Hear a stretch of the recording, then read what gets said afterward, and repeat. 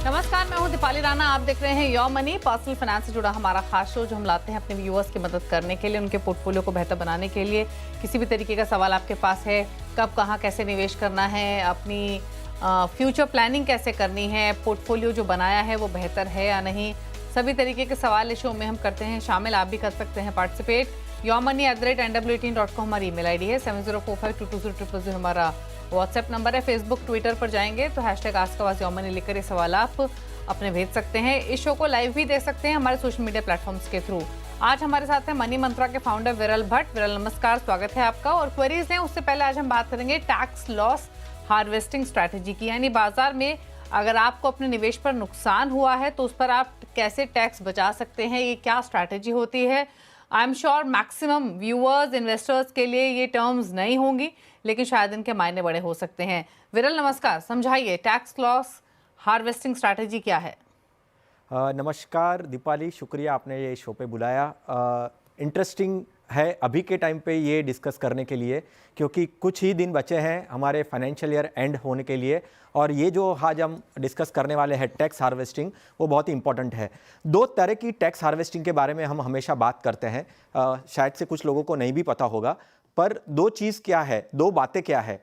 एक तो हमको पता है कि 1 लाख से 1,25,000 तक हमको अगर गेन होता है और वो गेन का हमको टैक्स बेनिफिट मिलता है। ओवरऑल अगर हम 1,25,000 कमाते हैं पूरे साल में, तो 1,25,000 का गेन अगर हमको हुआ रहता है तो वो हम प्रॉफिट बुक करके वो हमेशा उसको उसके ऊपर हमको कोई टैक्स देना नहीं रहता है।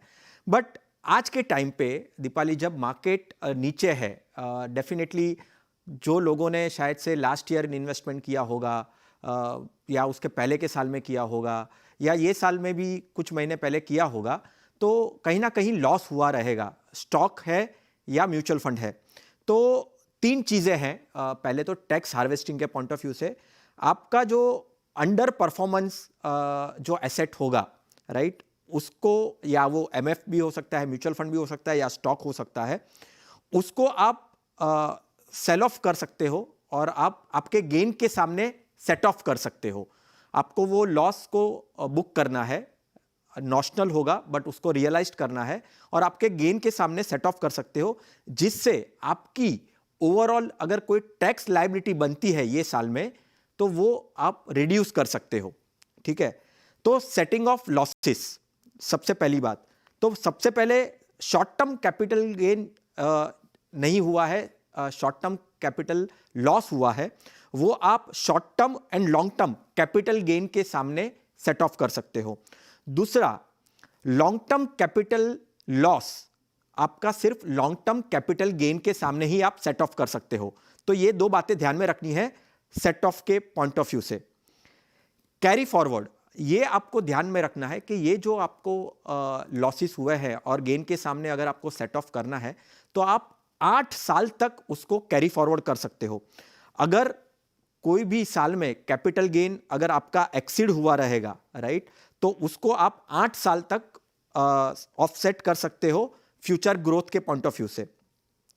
ये पर्टिकुलर साल में दीपाली, दर्शकों को, निवेशकों को ये याद रखना है कि 31 मार्च हॉलीडे आ रहा है, तो ये महीने का जो तारीख होगी, अगर ये स्ट्रैटेजी, ये जो टैक्स हार्वेस्टिंग स्ट्रैटेजी की बात कर रहे हैं हम, वो अगर इंप्लीमेंट करना है तो 28 तारीख तक उसको इंप्लीमेंट करना होगा, राइट। अगर जो नॉन परफॉर्मिंग है, देखिए ध्यान में रखने की बात यह है, हम ये स्ट्रैटेजी डिस्कस कर रहे हैं, ऐसा नहीं है कि आप कोई भी उठा के आपका कोई भी शेयर या म्यूचुअल फंड, आपने अगर कोई स्ट्रैटेजी नहीं की है और आप ऐसे ही उसको सेल ऑफ कर रहे हो क्योंकि वो लॉस में है।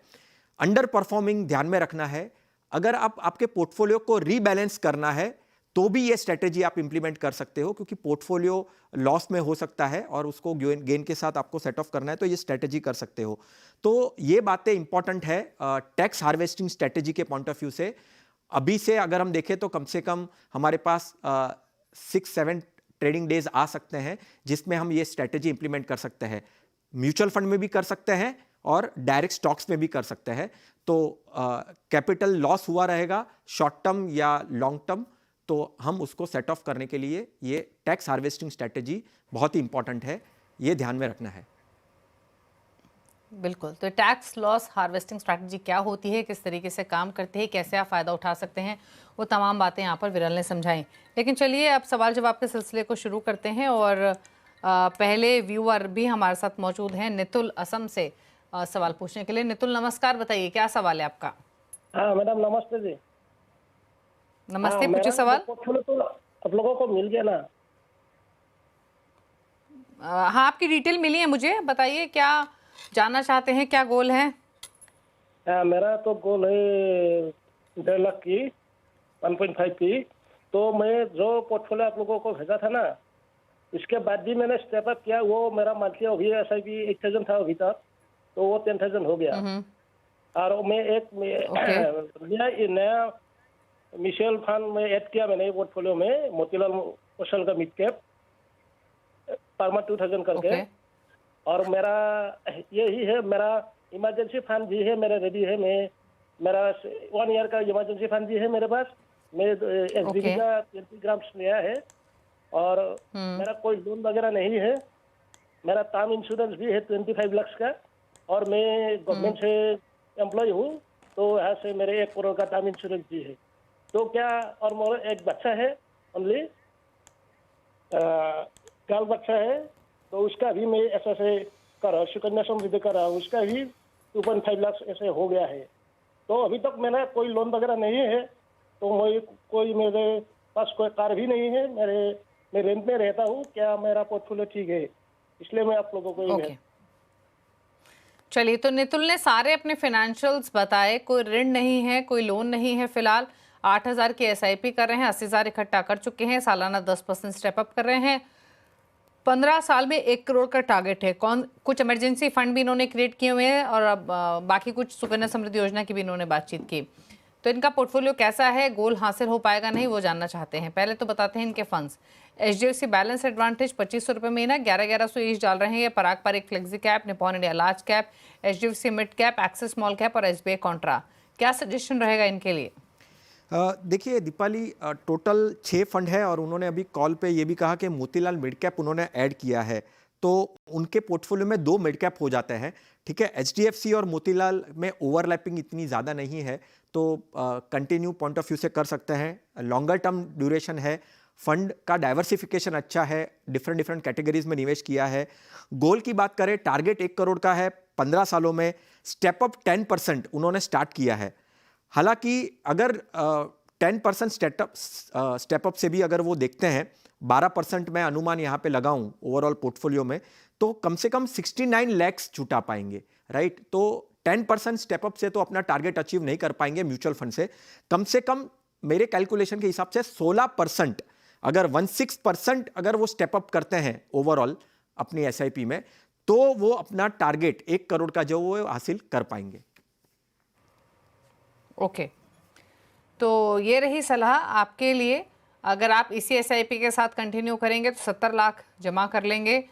स्टेप अप थोड़ा सा बढ़ा देंगे 16% के आसपास, तो अपना आप 1 करोड़ का लक्ष्य हासिल कर लेंगे। फंड सिलेक्शंस आपके अच्छे हैं, बने रहिए, रिव्यू करते रहिए अपने पोर्टफोलियो को टाइम टू टाइम। अमिता से बात करते हैं। अमिता नोएडा से हमारे साथ कनेक्टेड है। अमिता, गुड इवनिंग, बताइए सवाल। नमस्कार मैम। मैंने अपना पोर्टफोलियो भेजा है आपको, उसमें मेरे को ये पता करना है कि हमारे जो ये फंड सिलेक्शन है वो कैसे हैं। क्या ओके, उसमें कुछ तो आप चेंज 1.25 लाख के आसपास के SIP कर रही हैं अमिता जी? हाँ जी। ओके, और अभी आपने स्टार्ट की है या पहले से कर रही हैं? ये मैम अक्टूबर से स्टार्ट किए, बीच में थोड़ा लमसम डाला है, इसमें 9 लाख के लगभग का हो गया है। कॉर्पस है, ओके। 9 लाख का कॉर्पस है, 1.25 लाख की SIP है, 20 साल का होराइजन है। 20 साल में कितना जमा कर पाएंगे इस पोर्टफोलियो से जानना चाहती हैं। फंड सिलेक्शन कैसा है ये भी एक एडवाइस चाहिए इनको। कौन से फंड्स हैं इनके पास? पराग पारिक फ्लेक्सी कैप, बंधन निफ्टी 50 इंडेक्स, SBI कॉन्ट्रा 25 हज़ार each, 25,000 advise Nifty large mid cap में, 15,000 सैमको मल्टी कैप में और 10,000 मोतीलाल ओसवाल स्मॉल कैप में। बताइए सजेशंस। पोर्टफोलियो काफ़ी अच्छा है। सिर्फ एक ही मुझे लगता है कमज़ोर कड़ी हो सकता है, सैमको मल्टी कैप फंड। मुझे लगता है ये सैमको मल्टी कैप फंड को आपको दूसरे फंड से रिप्लेस करना चाहिए। डेफिनेटली हम पास्ट परफॉर्मेंस तो गारंटेड में नहीं कह सकते हैं फ्यूचर में कि कितना हो सकता है, बट फिलहाल ओवरऑल पोर्टफोलियो देखकर सैमको मल्टी कैप को आपको निपॉन मल्टी कैप से आपको मैं सलाह दे रहा हूं कि आप शिफ्ट हो जाइए। बाकी सारे फंड सही है, कोई दिक्कत नहीं है, कंटिन्यू रख सकते हैं। ये एक ही फंड को आपको बदलना है।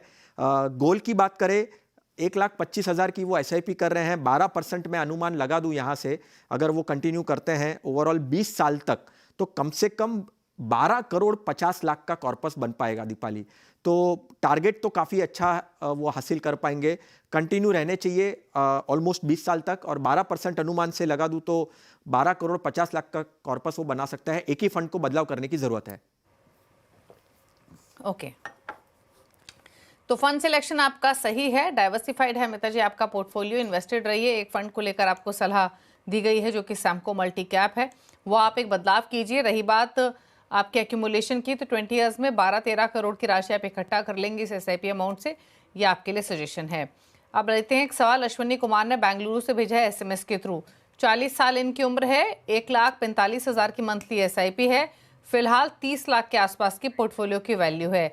हमारे साथ कनेक्टेड भी हैं, एक बार और डिटेल्स ले लेते हैं। अश्विनी जी, 1,45,000 की SIP और लगभग 30 लाख का आपका पोर्टफोलियो की वैल्यू हो चुकी है, करेक्ट? Yes madam. बाकी बताइए क्या सवाल है आपका, क्या जानना चाहते हैं? जी good evening madam, thank you. Good evening. आपने मुझे आज ले लिया इस पे। मेरा सवाल ये था कि एक 10,000 रुपये के SIP में बढ़ाना चाहता हूँ, तो वो कौन से फंड में मैं डाल सकता हूँ? और दूसरा, मेरा पोर्टफोलियो ठीक है या इसमें कुछ चेंजेस करने का है? ओके, तो 1,45,000 की ऑलरेडी SIP चल रही है, बढ़ाकर 1,55 करना चाहते हैं और सालाना 13% का ये स्टेप अप भी कर रहे हैं, और उस हिसाब से जानना चाहते हैं 22 ईयर्स में कितना इकट्ठा कर पाएंगे, फंड सिलेक्शन कैसा है। पहले तो मैं एग्जिस्टिंग पोर्टफोलियो बता देती हूँ इनका। निपॉन मल्टी कैप में 35,000 रुपये महीना है, 25,000 रुपये महीना Edelweiss Nifty next 50, 25,000 Motilal Oswal mid cap, 20,000 each डाल रहे हैं Bandhan small cap, Tata small cap और Motilal Oswal Nasdaq fund of fund में। इसके अलावा PPF में 18.5 लाख, NPS में सालाना 50,000 का निवेश है, और NPS में अब तक 1.5 लाख हो चुके हैं। टर्म इंश्योरेंस, हेल्थ इंश्योरेंस भी इन्होंने ली हुई है, तो फुल प्रूफ प्लानिंग की हुई है। जो 10,000 एडिशनल SIP करना चाहते हैं उसके लिए 3 फंड्स इन्होंने ऑलरेडी आइडेंटिफाई किए हुए हैं। वाइटो कैपिटल का quality equity, Nippon India large cap और क्वांट मल्टी एसेट, ये तीनों में से कोई चुने या कोई और सजेशन रहेगा। तो 3-4 सवाल इनके इस पूरे क्वेश्चन से जुड़े हुए, विरल बताइए क्या सजेशंस?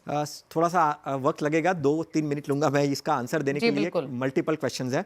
देखिए, फंड्स अच्छे हैं, ओवरऑल फंड्स अच्छे हैं, वेल डाइवर्सिफाइड उन्होंने किया हुआ है। 2 स्मॉल कैप है, ओवरलैप उनका सिर्फ 6% है, वो दोनों स्मॉल कैप में, तो कोई दिक्कत नहीं है। आप ये दोनों फंड, दोनों की थॉट प्रोसेस, दोनों की मैनेज करने की स्टाइल डिफरेंट है, आप कंटिन्यू कर सकते हैं, ठीक है।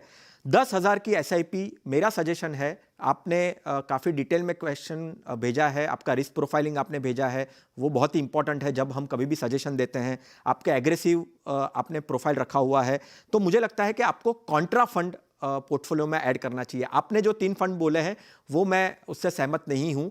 मेरे हिसाब से आपको कॉन्ट्रा फंड रखना चाहिए, और वो भी इन्वेस्टको का कॉन्ट्रा फंड आपके पोर्टफोलियो में आप ऐड कर सकते हैं, ठीक है। अभी जैसे मैंने कहा कि आपको वो 3 फंड नहीं रखने हैं, आपको कॉन्ट्रा फंड ऐड करना है। हाइब्रिड आपने ऑलरेडी आपके पोर्टफोलियो में रखा है, आप ऐड करना सोच रहे हो कॉन्ट का मल्टी एसेट, वो जो एक हाइब्रिड है, आपका प्रोफाइल एग्रेसिव है, तो मैं कहूँगा कि प्योर इक्विटी फंड से जाइए, जो काफ़ी अच्छा रहेगा। अभी देखिए, आपने ये भी एक क्वेश्चन किया है शायद से कि आपको 15 लाख ऐड करने हैं पोर्टफोलियो में, तो आपके जो ओवरऑल अभी एग्जिस्टिंग फंड्स हैं उसमें ही आप इक्वली डिस्ट्रीब्यूट कर दीजिए, वही काफ़ी अच्छी स्ट्रैटेजी रहेगी। आपका फंड भी सिलेक्शन अच्छा है, कैटेगरी वाइज भी अच्छा किया है। कॉर्पस की बात करते हैं, आपका कॉर्पस 22.5 साल में आपने टारगेट रखा है, 22.5 साल का। 22.5 साल में आपका जो कॉर्पस है वो 70 करोड़ का हो जाएगा। ओवरऑल जो अभी आपकी करंट वैल्यू है, आपके जो फ्यूचर में इन्वेस्टमेंट्स आप ऐड करोगे, 12% अनुमान से आप अगर उसको देखें और 13% आप स्टेप अप भी करना चाहते हो, तो ओवरऑल 70 करोड़ का कॉर्पस एकदम पॉसिबल है, बशर्ते आप 22.5 साल तक कंटिन्यू रखिए, यही फंड रखिए। कैटेगरी वाइज, डाइवर्सिफिकेशन वाइज काफ़ी अच्छा है। ये मेरी सलाह है आपके लिए। ओके, तो ये रही आपके लिए सलाह। जो 10,000 आपको एडिशनल डालने हैं वो इन्वेस्टको इंडिया कॉन्ट्रा फंड में डालिए, आप ये ऐड कर सकते हैं पोर्टफोलियो में। रही बात आपके बाकी फंड चॉइसेस ठीक हैं, 70 करोड़ एटलीस्ट आप इकट्ठा कर लेंगे इस SIP के साथ। और अगर आप लमसम भी करना चाहते हैं तो भी आप इन्वेस्टको कॉन्ट्रा फंड को पिक कर सकते हैं लमसम इन्वेस्टमेंट के लिए।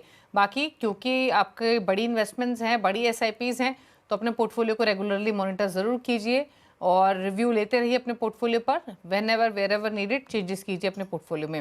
रुक रहे हैं इसी के साथ एक ब्रेक के लिए, लौटेंगे तो कुछ और क्वेरीज करेंगे शामिल, कुछ और व्यूअर्स से करेंगे कनेक्ट। जल्द वापस आते हैं।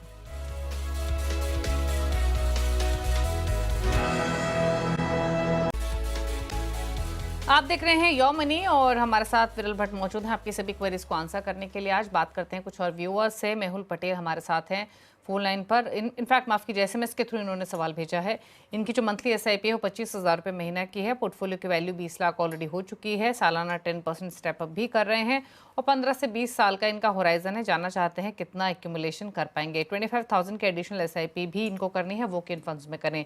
तो टोटल SIP अमाउंट उस केस में इनका 50,000 हो जाएगा। अभी एक्टिव SIPs कौन सी हैं?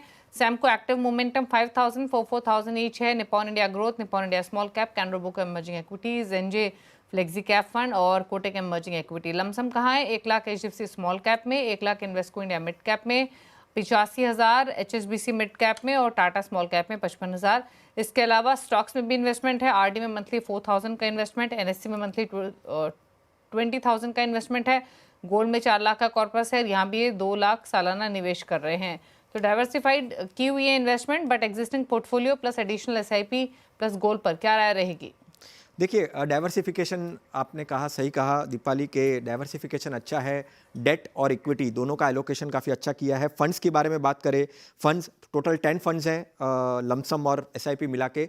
2-3 फंड्स नए हैं, मुझे लगता है अभी थोड़े टाइम पहले ही शुरू किया होगा, तो रिव्यू करते रहिए। स्पेशली NJ का फ्लेक्सी कैप फंड और सैमको का एक्टिव मोमेंटम फंड, इस पे नज़र रखिए कैसे परफॉर्मेंस होता है, बेंचमार्क से कैसे होता है, ओवरऑल पीयर फंड से कैसा उसका परफॉर्मेंस है। और अगर लगता है कि परफॉर्मेंस ठीक नहीं है तो उसमें बदलाव करिए। पर अभी के लिए कंटिन्यू रखिए, पर रिव्यू करते रहिए।